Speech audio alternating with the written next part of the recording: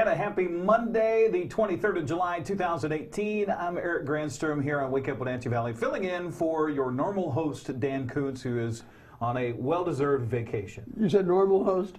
Well, regular host. All things considered. I don't know how normal it is. Along with Steve here, Eric Grandstrom with you. We have Caitlin Heddersheet back in the control room, controlling things as she likes to be in control. Yeah, she is in control. Somewhat. I don't know if she's actually in control of. She tries. Where thou goest, she will lead the way. We've got your news update with Steve Herrick. Catch you up to date on what happened over the weekend here in north central Washington. We'll take a look at that forecast coming up in just a few. Also, last half of the hour here on Wake Up Wenatchee Valley, we're going to talk about Leavenworth and some friends of Leavenworth. Are you a friend of Leavenworth? I'm a big friend of Leavenworth. Yeah, I'm a big friend of Leavenworth as well. But we have the actual friends of Leavenworth coming in to talk about the adventure park and some other things that are being considered for the Bavarian Village that certainly could have an impact. Really some growth issues that are really dominating the news up there.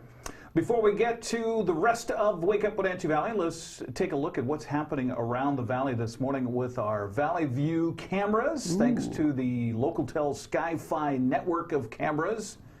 And first up, as we usually do, looking down on the Wenatchee Valley on a gorgeous back-to-work Monday from our cross cam, taking a look at the Columbia River, slowly slithering its way through the Wenatchee Valley underneath our bridge decks. The most beautiful part of that picture, no smoke. Yeah. Isn't that kind of nice? Oh, it is nice. Here we are, almost the end of July. Yes. And no major fires burning right now. Do we need to knock on wood now? Yeah, I think it. so. So that's camera one. Camera two, Caitlin will take us there right now. And we are looking down on the Stemilt Basin here in the foreground. That's from our camera up on Jump Off. I've never had anybody tell me why they call that Jump Off. I mean, there's a couple of places where you could certainly jump off and fall quite a ways, but... Yeah, but to jump off, I don't know about that. I don't know if it was maybe fall off, Ridge. Yeah, fall off, yeah, exactly. But jump off, and we're panning towards Wenatchee, East Wenatchee there as we take a look at our gorgeous morning. Going to be a hot week this week, Steve. Yeah. The good news is no wind right now in the forecast, so that's the saving grace. But staying away from the red flag warning, but certainly hot, dry weather though in the forecast. Absolutely. All right, so let's go to camera 3 this morning. Kat is always kind of rolling the dice and never tells us where we're going. Hose Landing? There it is. There it is. Hose Landing this morning, and a quiet morning. We saw a couple of boats. Yeah. Running up the Columbia River earlier. And that river just looks like a mirror this morning. Oh, I'm telling you what. Gorgeous day. It's a day to be on the water, Steve. Yeah, you were on the water last night. I was. Mary and I went out last night. Did some fishing. We did. Yeah. Temperatures up around, 95 today. Okay, we've got one more camera to look at. Oh, wait for this one. Here we go. Camera 4. Oh, look at that. Here we are. Okay, that's looking from way up by Lake Wenatchee, right, Kat? Okay, that's Natapoc Ridge, and the snow-covered hill you see, or mountain you see in the distance, I believe that's Mount Baker. Yeah. That's sneaking a peek around. Now we're going to widen things out here and take. Oh, look at that! Man, oh man! Beautiful. Yeah. You know, we've had quite a few people interested in our cameras that we have around north central Washington. Thanks again to the LocalTel Sky-Fi network for providing us those camera views, who have offered to pay big money to have access to those cameras. And we say, no, they're for us, not for you. And they're for our viewers, definitely. Yeah. So there you go, a look around the valley this morning, and thanks again to the Sky-Fi network of cameras. Let's take a look at our forecast as we get into this Monday, and we kind of alluded to the fact that it's going to be sunny and it's going to be hot and maybe near triple digits by the end of the week, Steve. And I don't know about relative humidity, but I would imagine it's probably down around the 20 mark or so. Yeah, we're sitting at, where are we, 58% this morning, really, so pretty high for the morning hours. But yeah, as the days progress, and as we look into the rest of the week, we're looking at sunny at 95 today, going to be clear tonight. Low's only down to 67, so it's going to stay pretty warm, so that's going to help us kind of etch things up as far as the temperatures are concerned. Tomorrow, 96, 98 on Wednesday and Thursday, and hot continuing into the upcoming weekend. The good news is, though, no wind in the forecast really at this point, which depending on how you look at it. On the one side, it's awful if you have to be out in it. There's no breeze to kind of cool you down. Yeah. But on the other side, as far as fires are concerned, That's the good news. No wind. Yeah. And that is what's been driving most of these fire events we've been experiencing this summer so far. certainly so. And we really dodged a bullet this weekend, I think. Yeah. They buttoned up, I think, the Boylston fire, the Buckshot fire, little fire we had up in Quincy. They even had a little fire down in Malaga on Friday afternoon that kids were playing with lighters or something down there. Yeah, I mean, we've got fireworks starting fires all over the place. We've got kids playing with lighters and things like that, and it's just not gonna take. And in about a week and a half, you drive by those signs with the Forest Service to say the fire risk right now very high. It's peaked out everywhere you go, so be very careful out there. We're at 62 in the Wenatchee Valley this morning as we wake up Wenatchee Valley as we're 6 minutes past the hour. As far as construction and road work, we continue with the project here in Wenatchee on Mission Street and Chelan Avenue, basically from one end of town to the other. It's nighttime work, so it doesn't impact too much of the daily commute. Starts at 8 o'clock at night, goes to about 6 in the morning. Most of that work, I think, they're putting in some new crosswalks or something, new infrastructure. Well, ADA compliant entryways to the crosswalks. Some new curbs, also some utility work below the pavement there. So get all that done before they start the paving. Also, one thing here today between Orondo and Chelan on US 97, they're going to have some flag-controlled traffic between Orondo and Chelan on 97. They're doing some work on an intersection at Brays Landing, so just be aware of that. That's happening today. And then later on this week, I think it's on Wednesday, Tumwater Canyon is going to be closed for a while because they're doing some work on Tumwater, so you have to go up through Plain and the detour there. How was your weekend? My weekend was very relaxing, let's just put it that way. Oh, good. I enjoyed watching the British Open. We still call it the we were British talking about Open. before we started the show today. Of course, Francesco Molinari is the first Italian champion of the Open Championship. He's like a matinee movie idol, doesn't he? Yeah, exactly. I was watching that over the weekend, and I thought, when did it become the Open Championship? It's the British Open forever. And well, it's centuries old, so I guess they can call it what they want, That's I right, guess. Yeah, it's the oldest Grand Slam tournament. But to have the names atop the leaderboard, including Tiger Woods, who looks like he's back. Yeah, he did. That was something else. I think he's making a comeback, but you know, to see him back up on the leaderboard's great for golf, I think. I went to the Winthrop Rhythm and Blues Festival over the weekend on Saturday. Marion had some friends that were up there camping, so we went up there and snuck into the campground and didn't pay to get into the concert, although you can hear it throughout the whole area. So we were able to listen to some good music and met some of her friends, so that was nice. Then we did some chores around the house yesterday and then got out on the river last night. So well, I got all my plant watering done early in the morning and then just planted myself on the couch. Well, we appreciate you planting yourself right here on Wake Up Wenatchee Valley. Again, coming up a little bit later on, of course, we've got Mike Magnotti, and everybody's entitled to his opinion. Today's obscure holiday, this day in history, birthdays to talk about as well. And in the last half of the morning this morning, friends of Leavenworth, Dwayne Gaynor and Kerville Skinnerland are going to join us to talk about the concerns of some folks in Leavenworth about development plans. We'll do that, and we'll also have Steve Hare coming up next with your latest local news headlines, and brought to you by Cascade Medical, trained with a physical therapist who loves the outdoors as much as you do. Cascade Medical, partners in your health. The physical therapists at Cascade Medical love the outdoors as much as you do. But sometimes where there's love, there's also pain. Let us help you get back to the activities that you love.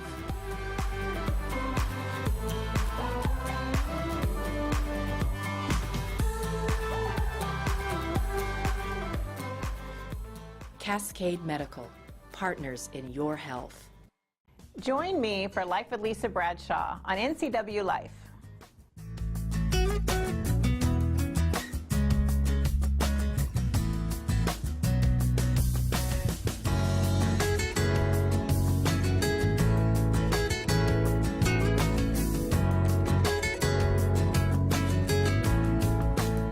It's not about my life, it's about yours.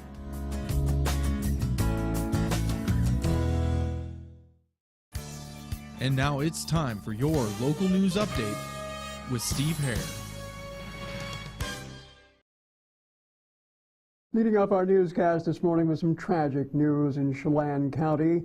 US 97A was closed last night after a paraglider fatally crashed onto the highway. Washington State troopers say it happened around 8:40 in the evening when 40-year-old Ryan McRoberts from Garden Valley, Idaho, launched his paraglider from Deer Mountain and lost control of his aircraft before it crashed onto the roadway below. McRoberts was declared dead at the scene. The cause is under investigation. Highway 97A has been reopened in both directions. Also, fire crews made quick work out of a brush fire north of Quincy Friday evening. Grant County Fire District 3 crews were called out to that fire about 5 in the evening in the area near the Quincy gun range. It was being fanned by strong westerly winds. As you can see here in our video, courtesy of our Sky-Fi cams, brush crews were aided by helicopter bucket drops to quickly douse the flames. No word on a cause of the fire, but conditions are tinder dry here in eastern Washington, and the fire threat continues to mount as we prepare for near triple-digit temperatures again this week. Well, the costs for fighting the buckshot fire southwest of Mattawa last week will be partially reimbursed by the federal government. Well, this is the first time that a wildfire in Grant County was approved for such funding. The fire was contained after burning over 1,000 acres and threatening some homes in the area. The Federal Fire Management Assistance Grant helps reimburse costs for battling and managing large wildfires, but the local jurisdiction must apply for the grant while the emergency is underway, causing a threat to the public. The grant, by the way, provides a 75% federal cost share, and the state pays the remaining 25% for actual costs. Well, the case of a Manson man accused of murdering his mother is set to begin this week in Chelan County Superior Court.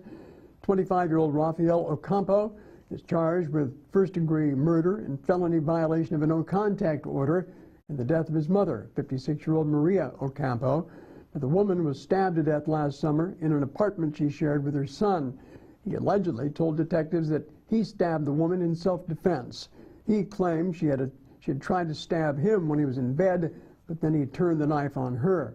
The mother and son did have a history of conflict, and she had earlier filed a no-contact order against him prior to that stabbing.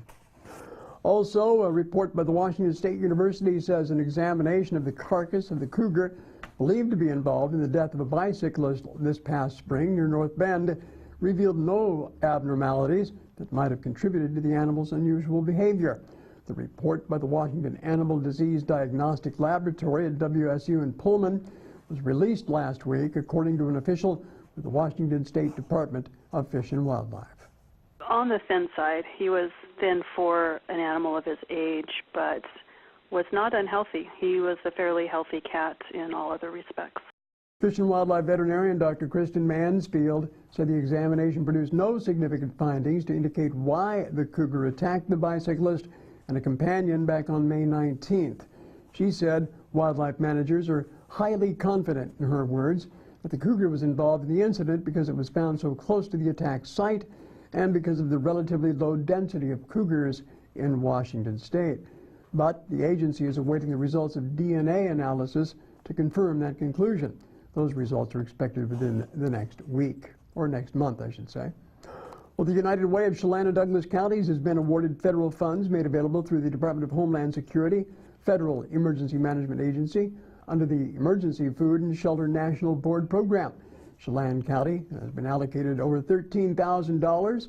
Douglas County will receive over $25,600 to supplement emergency food and shelter programs in each county. A local board will determine how those funds should be awarded to Chelan and Douglas counties, and those are going to be distributed among the emergency food and shelter programs run by local service agencies in our area. And finally, scammers are finding new ways to get into our personal lives. FCC Chairman Ajit Pai talks about the practice of, it's called neighbor spoofing. Scams where thieves manipulate caller ID information on your phone in ways to make those calls appear to have been locally placed. Neighbor spoofing is used by scammers to get you to pick up your phone and to potentially steal your money or personal information. Spoofing happens when the calls you get appear to be local. The number used to call you might have your same area code and local exchange, but in reality the call comes from somewhere else. Once you're tricked into answering the phone, you can become a bigger target for more robocalls. The FCC is tackling this problem in two ways. First, it's changing its rules and working with our public and private partners to stop spoofing. Second, it's going after those who use spoofing to defraud or harm consumers. That's why we have fined a Miami-based telemarketer $120 million for violating laws against spoofing. He made over 96 million robocalls in just 3 months, seeking to trick consumers into answering the phone. His robocall messages pretended to be from well-known travel companies, even though he had no affiliation with them. Some of these so-called vacation packages were nothing more than timeshare marketing ploys. We take spoofing seriously at the FCC, and we will continue to do everything we can to confront the scourge of spoofed robocalls. And again, the most important information we can get out right now is if you think you've been the victim of a spoofing scam, you can file your complaint with the Federal Communications Commission. Never fun to be victimized in that way. You know, I love the technology we have today, Steve. We're all addicted to the phone, it seems. And with all this giznology and all of this know-how, and the minds that work here, I wish they'd put that to good instead of evil. Unfortunately. Oh my gosh. Well, like they say, the Nobel Peace Prize was actually invented by the man who made dynamite. Yeah, So go yeah. figure, you know. Well, and the thing too about that, as we got that story in last week, I don't know about you, but both my work phone and my personal cell phone were ringing off the hook from 509 area codes. Yeah. And it was obviously a recording as soon as you answer it. And the biggest thing, I guess they say, is just don't answer it. If you don't recognize who it is, don't answer it. Don't answer it. But then again, if it's local, and my wife and I have, one of the last remaining landlines, I think, in the county. But on the caller ID, it's almost the same time every single day. Oh, really? Interesting. Every single day we get the same call. One's from 509 Walla Walla, and obviously it's a scam call because it's the same one every single day. Right. Yeah. Yeah, that's the big thing. And if I call you and you don't have my number in your phone, I'll leave a message. Yeah, exactly. Well, and the thing is that with the spoofing is that they are able to get these 509 numbers to appear on your caller ID, but that's not actually what it's coming from. No, that's pretty interesting. That's very nefarious. Absolutely. 62 degrees here in the Wenatchee Valley, looking for a high about 95 today. Going to be sunny and hot throughout the week this week. And by the way, we want to let our listeners know that you can catch our newscast this afternoon at 5 o'clock with Grant Olson. Grant Olson, and I guess I'll be doing sports as well. Yeah. I hadn't quite thought that one through about hosting this morning and guest hosting for Dan. But yeah, we'll do the sports as well. 5, 6, and 10 o'clock tonight for the NCW Life Evening News. Now, if you have any information for us that pertain to news or sports or something happening in the community, we would like you to reach out to us. We would very much like you to reach out to us. You can communicate with us any number of ways. First of all, on our website at the top of the page, just click that little Contact Us tab there, and that'll get you through. Also, our social media, great way to talk to us, talk with us, as a matter of fact, on Facebook and Twitter. We also have a breaking news hotline. If you see news happening, call us at 888-6295. That's 888-NCWL. And as always, our email is available to you. Talk to us at news@ncwlife.com. And we will take a break here on Wake Up Wenatchee Valley. Sports news coming up, our obscure holiday of the day, this day in history. By the way, birthdays coming up a little bit later on. I figured that you would like this. I've got bookend Dodgers with birthdays today. Excellent. Yes. Excellent. One Brooklyn and one LA. We'll talk more about that coming up as we continue here on Wake Up Wenatchee Valley for this Monday, July 23rd, 2018. Don't go away. Sports on the way next.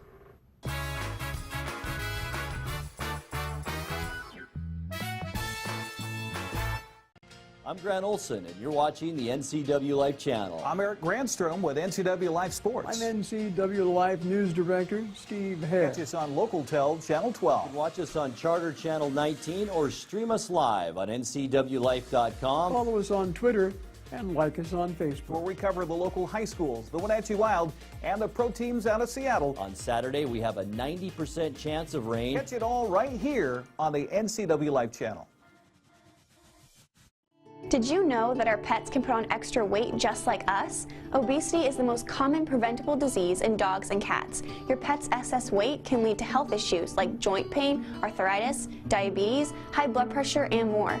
Dr. Shauna Baez and the staff at Paws and Claws Veterinarian Hospital care about your pets, and they can help you keep them lean and healthy. Call Paws and Claws today at 888-PAWS or find them on the corner of 4th and Isle in East Wenatchee.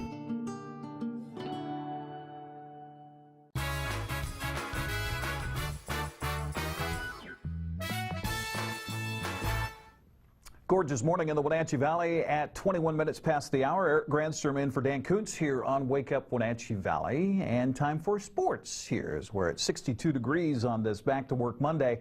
Well, it was a good day Sunday for the Wenatchee Apple Sox. Sam Wong was strong on the mound and Connor McCord helped things at the plate as the Sox were able to knock off the Yakima Valley Pippins in West Coast League play. 8-1 was the final. Wong improved to 3-0, allowing just 1 run on 4 hits with 3 strikeouts. McCord 3 for 5 in the game with 2 runs and an RBI, while Evan Williams smacked a solo home run for the Apple Sox. The win came after a heartbreaking loss on Saturday by a score of 5-4 as Wenatchee's bullpen allowed 4 runs in the 8th inning. Ouch on that one. 2 teams will play a rubber match of the 3-game set tonight at 6:35. Also in the West Coast League on Sunday, as we open up the Les Schwab scoreboard, Brady Hyde and Matthew Christian each hit 2-run home runs and a 6-run 7th inning. That helped Port Angeles beat the Victoria Harbor Cats 8-6 on Sunday. Matt James was 2 for 3 with a home run and led Bellingham past Bend 7-2 in a battle of the Bells and the Elks. Cowlett scored 3 runs in the 6th inning to break a 3-3 tie and poured it on from there in a 10-3 win over Walla Walla. Bears also went long ball in the game with 3 home runs. Bo Phillips hit a 2-run homer in the 3rd after Chandler Anderson led off the inning with a solo home run to lead Corvallis past Portland by a score of 6-3. Now coming up tonight across the West Coast League, Victoria is at Port Angeles actually this afternoon. That's a 3:05 start time. We mentioned Wenatchee, one more at Yakima Valley tonight at 6:35. That's the same start time for Bellingham hosting Bend, while Cowlitz is at Walla Walla. Portland plays host to Corvallis. That game time tonight at 7:05. Well, Ryan Healy was a one-man wrecking crew for the Seattle Mariners yesterday at Safeco Field, hitting 2 3-run home runs in the Mariners' 8-2 win over the Chicago White Sox on a sun-splashed day at Safeco Field. Seattle scored 5 runs in the 1st inning off White Sox starter Reynaldo Lopez. He was the loser in the game. That allowed Mariners starter Marco Gonzalez, of course our former Apple Sox pitcher, to work into a nice groove. He earned his 11th win of the season, going 6 1/3, allowing 2 runs on 4 hits. He struck out 6. Mariners have the day off today before hosting San Francisco in the first of 2 games tomorrow at Safeco Field. So what does that mean as far as the American League West? Well, let's see what else happened on Sunday. Back to the scoreboard we go, sponsored by Les Schwab. Giovanni Gallardo had his best start of the season, and Rokned Odor homered and drove in 3 runs as Texas shut out Cleveland 5-0. Matt Chapman's walk-off hit in the bottom of the 10th gave Oakland a 6-5 win over San Francisco. And Ian Kinsler, Cole Calhoun, Mike Trout, and Justin Upton all went deep for Los Angeles as the Angels pounded Houston by a score of 14-5 to salvage the final game of that 3-game series. So we're looking at Oakland, we're looking at Houston. They both won 2 of 3 over the weekend. The Mariners won 2 of 3 over the weekend. So everybody emerged from the weekend exactly where they went into it. Houston on top of Seattle by 5 games in the American League West, and Oakland 3 back of Seattle. Finally, congratulations to the Wenatchee 12U Major 60 baseball team. You see the fine young lads here. The 12 kids from the Valley won the Pacific Northwest Regional Tournament over the weekend in Moscow, Idaho. That means they're headed to the World Series. How about that? Congratulations. The Wenatchee 12U Major 60 baseball team, the World Series, by the way, in Phoenix City, Alabama. So they're going to have to do some probably fundraising real quick to find their way to Alabama. Congratulations to them. Let's look at sports news at 25 minutes past the hour. Eric Granstrom with you here on Wake Up Wenatchee Valley as we get to our obscure holiday of the day today. And with the temperatures in the 90s, we can have no better day than National Vanilla Ice Cream Day. Ooh, that sounds good about it. I don't know. Is it too early for ice cream? Yeah, Kat says yes. By the way, ice cream, vanilla ice cream, is the most popular flavor of ice cream in the world. Also the U.S. and Canada, but in the world, most popular. I asked Kat beforehand. She doesn't really eat ice cream, but she said when she does, it's vanilla. Me too. I like vanilla ice cream with chocolate syrup. I'm plain, I know, but what can I say? Vanilla, by the way, vanilla ice cream made by freezing a custard of cream or milk, sugar, eggs, and vanilla beans or flavoring. Vanilla ice cream, most popular in the world. Flavoring comes from the pods of the fruit of the vanilla orchid. It was pretty much unknown to the world outside of Central America until the late 1600s. Today, it is one of the world's most recognized flavors. And because it's the most recognized flavor, then it's also been expressed that it's just kind of vanilla, just kind of plain. But that's okay. I like it that way. That's our obscure holiday of the day. Today in history, it was on this date in 1964, the Beatles were at #1 on the UK singles chart with A Hard Day's Night, the group's 5th UK #1. On this date in 1966, Frank Sinatra went to #1 on the U.S. album chart with Strangers in the Night. I think Dan does that as one of his warm-up songs for Wake Up Wenatchee Valley, doesn't he? Yeah. Strangers in the Night. The LP would be the most successful of Frank Sinatra's career. By the way, I just heard over the weekend that Willie Nelson, who's still alive, by the way, which I was kind of shocked at to begin with, but Willie Nelson has done a cover of Frank Sinatra's songs in a whole album that's coming out. That would be kind of interesting. Strangers, I don't know how that would go. On this date in 1984, 21-year-old Vanessa Williams gave up her Miss America title, the first resignation in the pageant's history, after Penthouse magazine announced plans to publish nude photos of the Queen. Vanessa Williams, you know, that was a rough start, but I think she's done okay ever since. July 23rd, 1996. Who could forget the image of Carrie Scruggs being carried by her coach? The U.S. Olympic women's gymnastics team won gold in Atlanta. During the week of July 23rd, 2007, our final item on this day in history, Honda Motor Company produced its 6 millionth Civic in North America, according to an article in Automotive News. As suggested by its name, Honda saw the Civic as its car of the people. By the way, that was also the kind of theme given to the Volkswagen Beetle. I had a Civic once. I loved that car. It was very dependable. I'm sure it's still on the road somewhere. Honda Civics just don't die. I've had several friends that tried to kill them. Can't. They just keep going. All right, famous birthdays today. Let's get to our birthdays here for this July 23rd, 2018. If it's your birthday, happy birthday to you. A couple of birthday celebrations today. Of course, they're known. In 1919, Pee Wee Reese, born Hall of Fame shortstop for the Brooklyn Dodgers. Many say the best shortstop ever. It was on this date that Don Drysdale was born, 1936. Of course, Cy Young Award winner in 19 for the L.A. We do have people that are still with us. Happy birthday to actor Woody Harrelson. He's 56 today. Of course, Woody, famous character. Happy birthday to Slash, the lead guitar player for Guns N' Roses. Now, it was said that Slash was part of our valley. Lived out in Toronto. According to lore, I don't know if that's true or not. Slash, by the way, his real name is Saul Hudson. Gary Payton celebrating a birthday today. He is 50, former Seattle Supersonic, LA Lakers. And Monica Lewinsky, most famous intern in the White House history, is turning 44 today. And happy birthday to Harry Potter, Daniel Radcliffe. Always tried to go on and do other things, ever be Harry Potter after 8 movies. Harry Potter, he is. At our birthdays, and all we can do for this segment. Take a break, come back. Mike McNaughty. Everybody's entitled to his opinion as we continue on here for a Sunsplash Monday on Wake Up Wenatchee County. 62 degrees here in Wenatchee, reaching for a high of 95. Tuning in this morning on Wake Up Wenatchee County, we'll have more.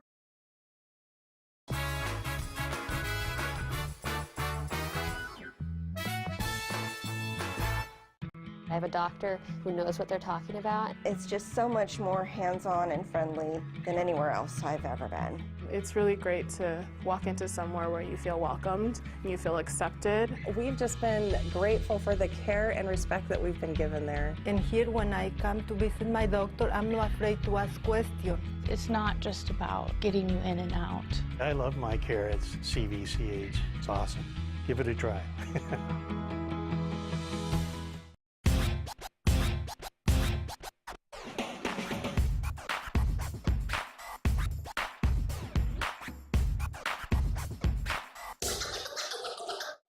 The Arbiter of Stoke is a series that highlights a variety of outdoor adventure sports that are available in the Pacific Northwest.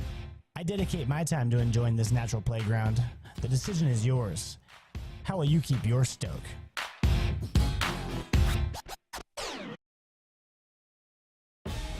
Hi, Justin here, owner of Club Crow Bar and Grill in Cashmere. Club Crow is your place for famous blues, brews, and barbecue. We are your one-stop bar and grill, serving breakfast, lunch, and dinner 7 days a week.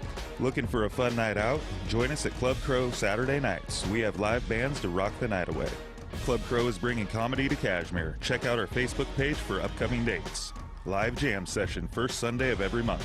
Club Crow Bar and Grill in Cashmere, the coolest place in town. Oh, hey Nate, what you doing there? I'm just reading a book. A book? I didn't even know they made those anymore. Where'd you get it? Right down the street at Yield Bookshop. Yield Bookshop? I'm gonna go check it out. If you're looking for a good book to read or you're in the market for some beautiful handcrafted creations from local artisans, look no further than Yield Bookshop right in the heart of downtown Wenatchee.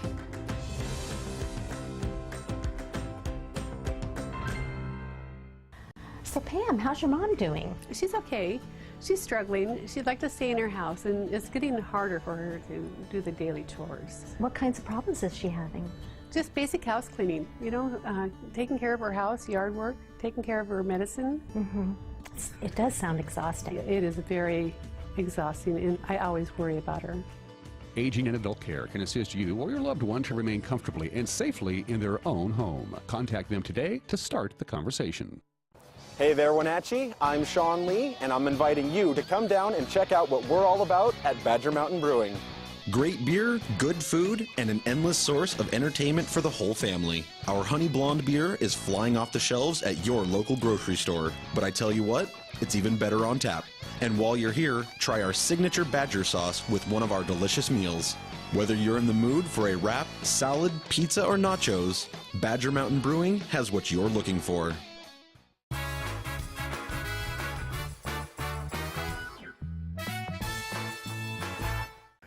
Hey, this is Mike Mad Dog McNaughty, and everybody is entitled to my opinion. Now, I'm not rich by any means, but, you know, I do know where I'm going to go to sleep tonight. It'll be in a warm, safe place. I have a pretty good job. My car starts right away, and I have more than enough clothes to wear, believe it or not. Now, all in all, my life is pretty comfortable. And I like it that once in a while, my wife and I can afford to go out to eat. And so when I do, I leave at least a 20% tip. You know, I figure for some weight person, the waiter or waitress might be somebody working a second job just to make ends meet. So always, and especially when I say grace at a restaurant, particularly then, I try to be a good tipper. God forbid a waitress should think that Christians are only generous with their talk.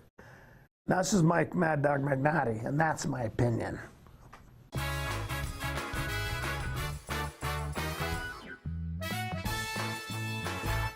Vominos junk haulers are pleased to announce they've added moving services to their list of ways to make your life easier. Vominos Moving Service. No move is too big or small. In fact, Vominos does it all. Vominos employees are experienced at moving your home, office, business, and storage. They'll carefully load and unload your belongings. And for the do-it-yourselfers, Vominos also rents trucks and cargo trailers. Call Vominos Junk Haulers and Moving Service today to schedule your free estimate.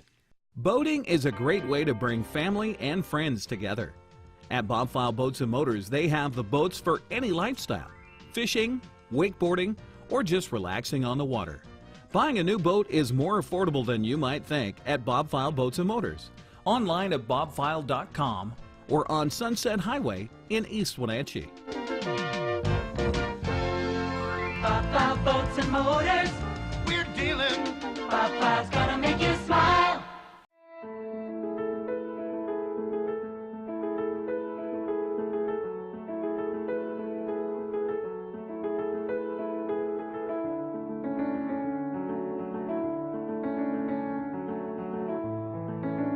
We're here to celebrate every season with award-winning dining, full-service spa, and 170 waterfront guest rooms. Come experience our tradition of hospitality at Campbell's Resort on Lake Chelan. When you call Dick's Heating and Air Conditioning, you get 35 years of experience and customer service in the Wenatchee Valley. Dick's friendly staff strongly believe in repairing before replacing and service all major brands of HVAC units. Dick's Heating and Air Conditioning is your local, independent, trained comfort specialists, proudly serving all of North Central Washington. Call 884-6444 today.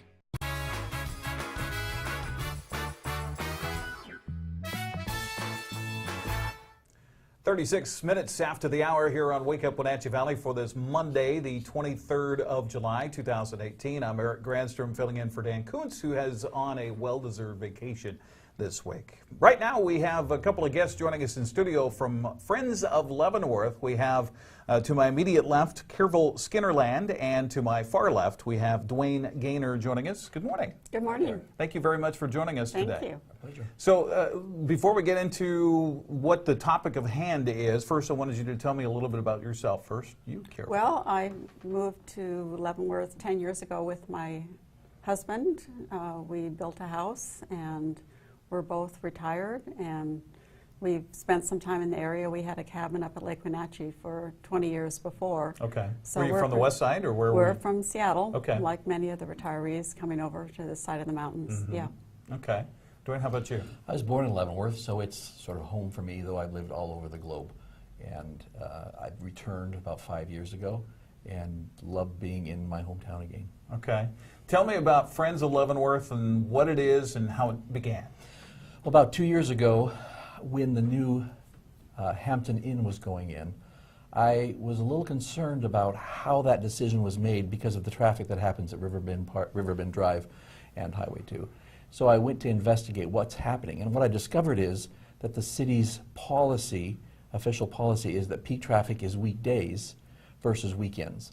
And anyone who comes to a tourist town knows there's something not square with that.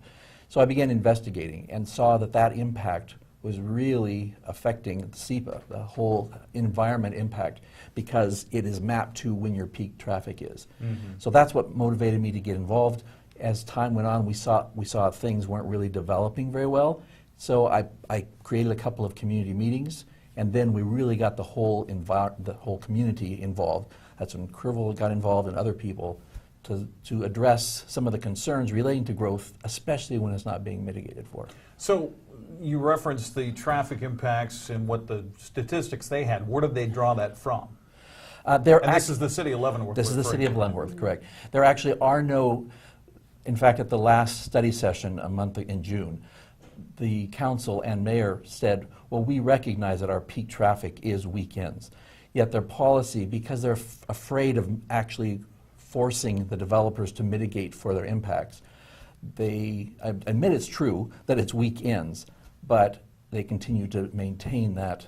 So they have no data. The data we have is from WSDOT, and clearly it's, you know, if you take those peak times, in a year's time, if you take the 200 peak traffic hours, 191 were weekends and 9 were weekdays in last year. Wow. Okay. So what happened with the Hampton, and, you know, 2 years ago as you started Friends of Leavenworth, you started a couple of community meetings. What happened from that? Did you guys have any impact or say or sway in any way as far as the city's direction? Not yet.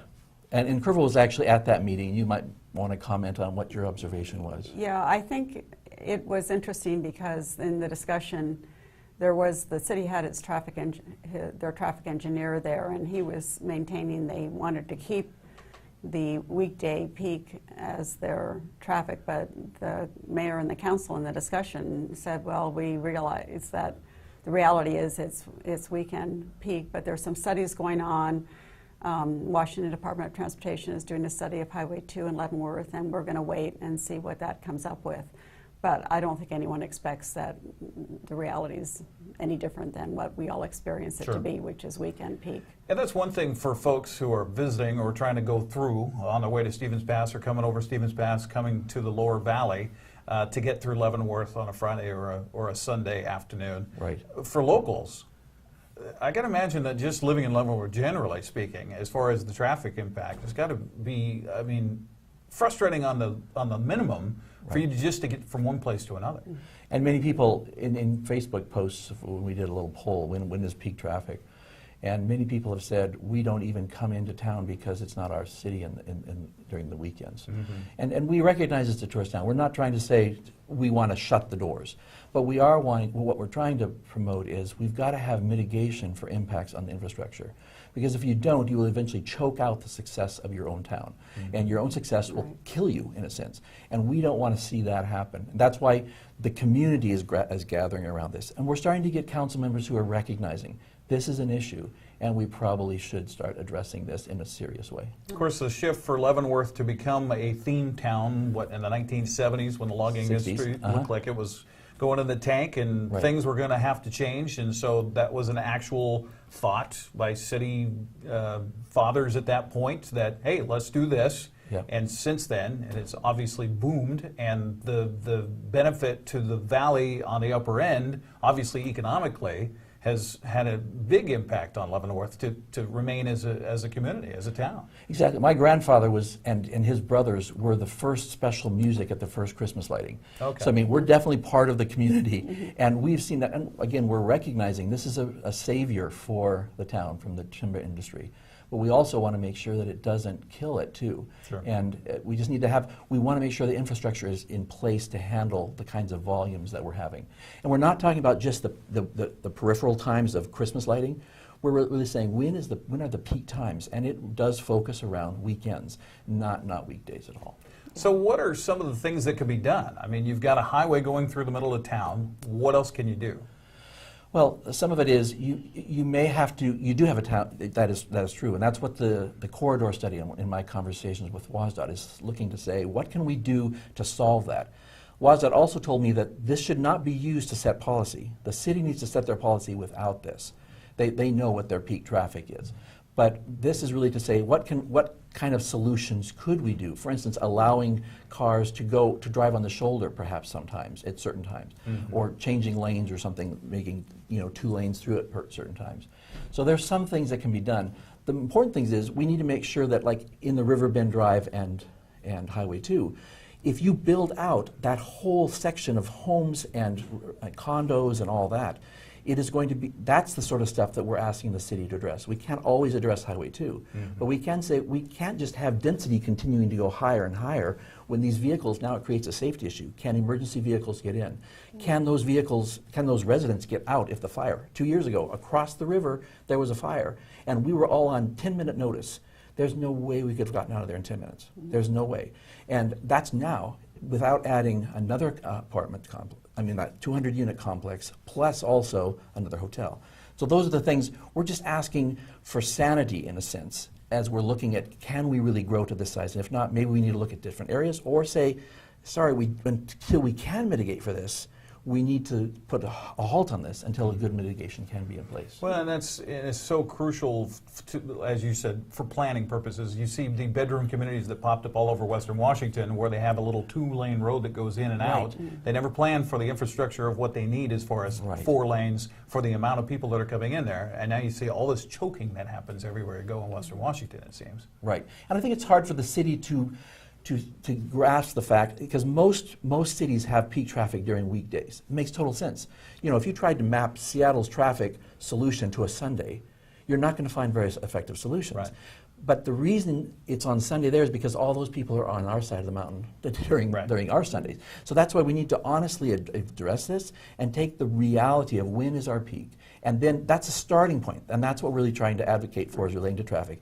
If we can get that starting point, then we believe we can start properly mitigating for growth in other areas besides just traffic. Absolutely. There's one thing about the traffic trying to get through town. There's another thing about parking or lack thereof. Right. And then also the growth that you talked about. We're going to take a quick break and come back and talk about some other growth that they're at least discussing in Leavenworth as we continue on here on Wake Up Wenatchee Valley with Friends of Leavenworth here this morning on the show. We've got Dwayne Gaynor and Kerrville Skinnerland. We're going to come back with more right after this.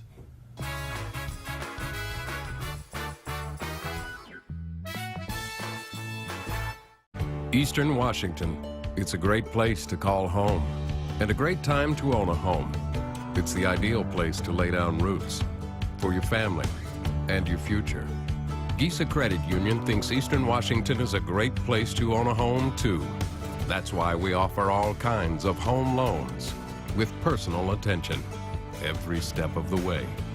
We're your home. For home loans, we're Gisa Credit Union. Dear Mary Maids, please clean the kitchen, and the cabinets, and floors, and the chairs. And I wish you could clean the dog. Colin is now feeding himself. Thanks, Megan. Hi, Megan. No worries. We got it all cleaned up. Let's hope Colin gets past the spaghetti flinging stage soon. Till then, we've got you covered. See you next time. Mary Maids. Looking for a hands-on, high-demand job? Now is the perfect time to get trained for a career in manufacturing. Washington currently has a shortage of skilled tradespeople, and retirements are making room for more. The machining program at Wenatchee Valley College is designed to give students the foundation to excel in this precision industry. Don't wait, there are only 15 spots left. A 2-year degree and a 1-year certificate are available. Learn more at wvc.edu/machining. I'm Jenny Rojanasatian, and this is Guada TV. Every week we will be bringing you a first look at North Central Washington business, tech, and education news. You'll hear from local influencers and innovators who live right here in the Valley.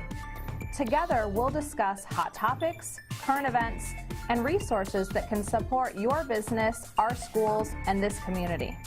Join me every week, and let's get inspired.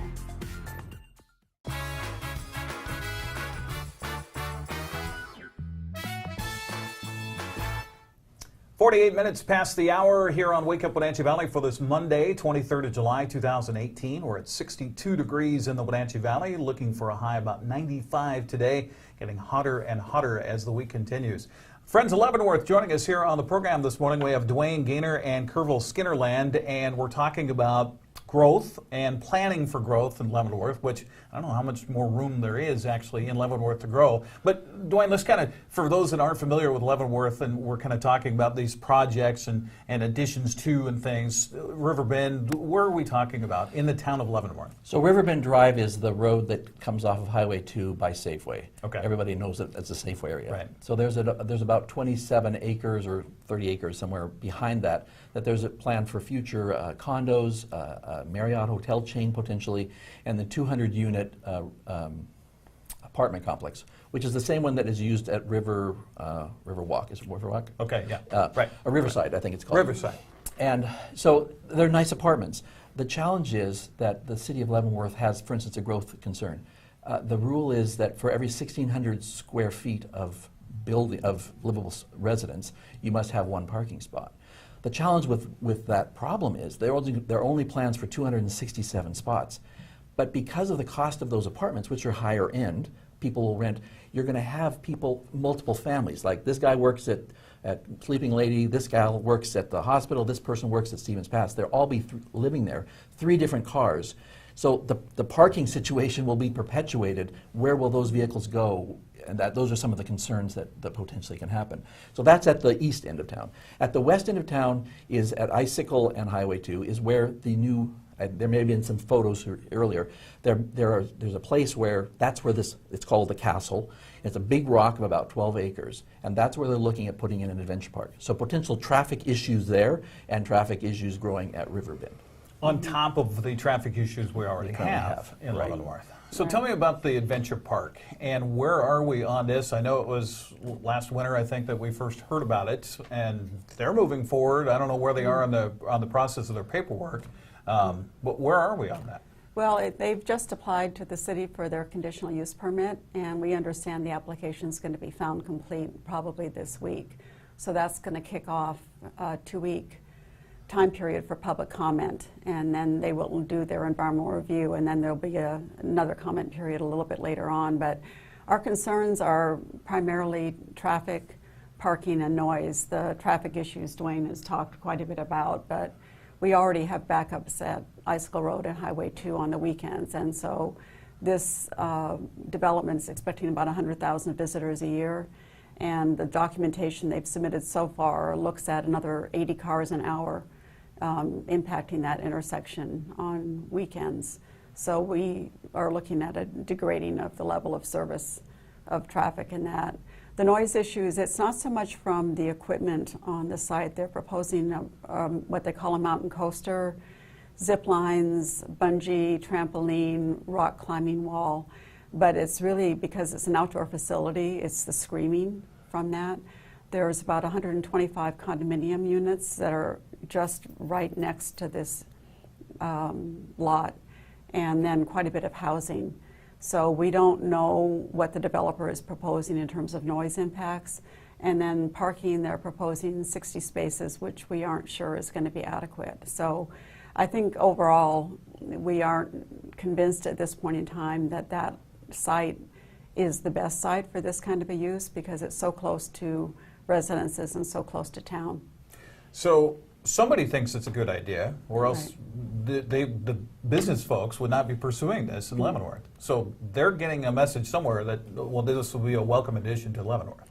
Well, I think there are obviously people that support that because it's more activities for tourists, but there's quite a bit of public concern. There was a petition on change.org, which is a popular petition site that people go to for issues that are controversial, and about 6,000 people signed that petition in opposition. And I've looked at some of the data. I got that from the person who initiated it.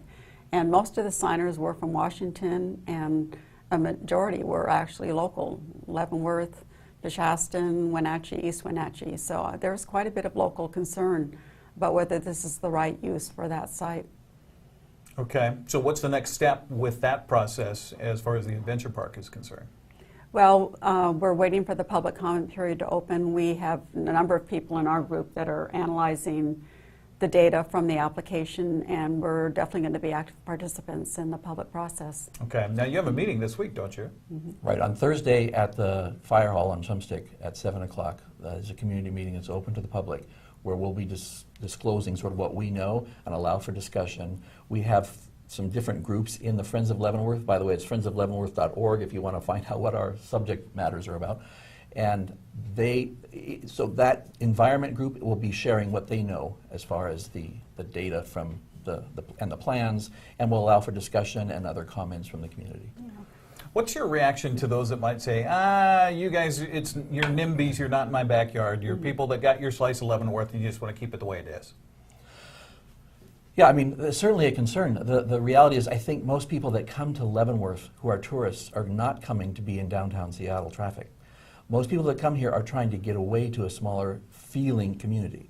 And having parking issues, having traffic jams is not their idea of having fun. That's what they're trying to get away from. So I don't think it's going to be paradise for long. It could be the opposite if we continue this way. Right. And that would kind of be my response. So again, I like that when friends come to visit us, they have plenty to do. We don't have to babysit our guests, you know. the town can do that. Yeah. But they have to get into town to be able to do that. Sure. And that's why I kind of think that's an important part. Sure. And and I kind of jokingly said that Leavenworth was misnamed. It should be Leavenfest. Because what is it, 360 festivals a year out of 365 days or something Well, like that? it's not quite there, but it's close. It seems that way anyway. But I think what we're talking about is quality of life. I mean, it's not that we're opposed to all growth, but it's the right growth, the right time, right place. And when we let projects go in, they need to be properly mitigated for traffic impacts, noise impacts, parking, water use, all that sort of thing. So I think it's a challenge a lot of growing areas have, is how you maintain quality of life at the same time you allow growth. Do you feel that Friends of Leavenworth is being heard by the city of Leavenworth?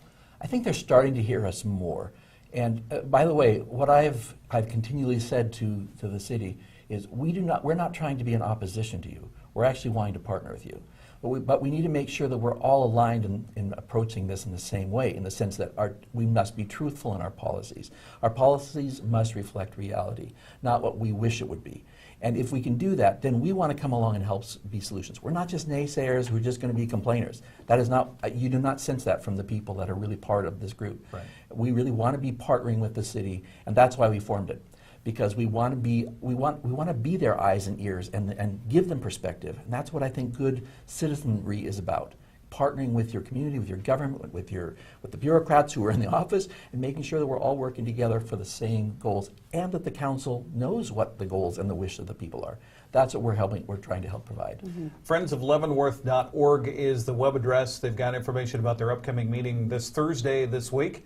Also, environmental concerns as well. I know that you guys are keeping a close eye on what's happening with the icicle watershed and all of that. Right. Yeah, we have that on our website, some information. We haven't, in our group, done a lot of analysis yet, but we have some links in the website to other groups that are doing analysis of that. But that certainly is one of the issues that's on the horizon for us. Wonderful. Well, thank you very much for both coming in and sharing some time with us and telling us more about the challenges facing Leavenworth, as it seems to be facing us all here in North Central Washington, because we're here because it's such a beautiful place, and everybody wants to come here at least to enjoy it on a weekend. We just need to be able to fit everybody when they come in. Right. Exactly. Thank you very much. Thanks so much. You bet. Dwayne Gaynor and Kervil Skinnerland joining us here, Friends of Leavenworth on Wake Up Wenatchee Valley. We'll come back and wrap up the show right after this timeout.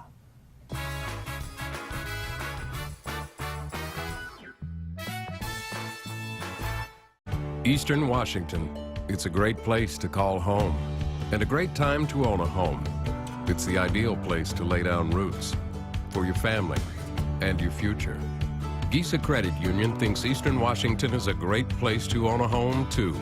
That's why we offer all kinds of home loans with personal attention every step of the way. We're your home.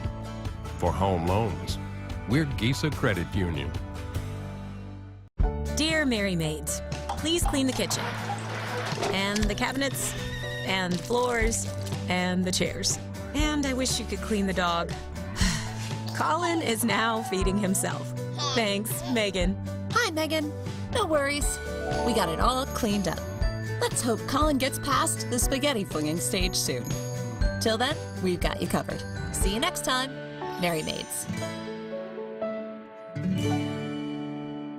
Looking for a hands-on, high-demand job? Now is the perfect time to get trained for a career in manufacturing. Washington currently has a shortage of skilled tradespeople, and retirements are making room for more. The machining program at Wenatchee Valley College is designed to give students the foundation to excel in this precision industry.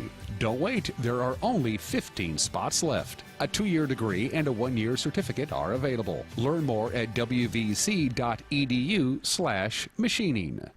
I'm Jenny Rojanasatian, and this is WUWV-TV.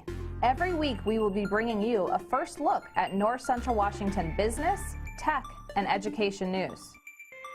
You'll hear from local influencers and innovators who live right here in the Valley. Together, we'll discuss hot topics, current events, and resources that can support your business, our schools, and this community. Join me every week, and let's get inspired.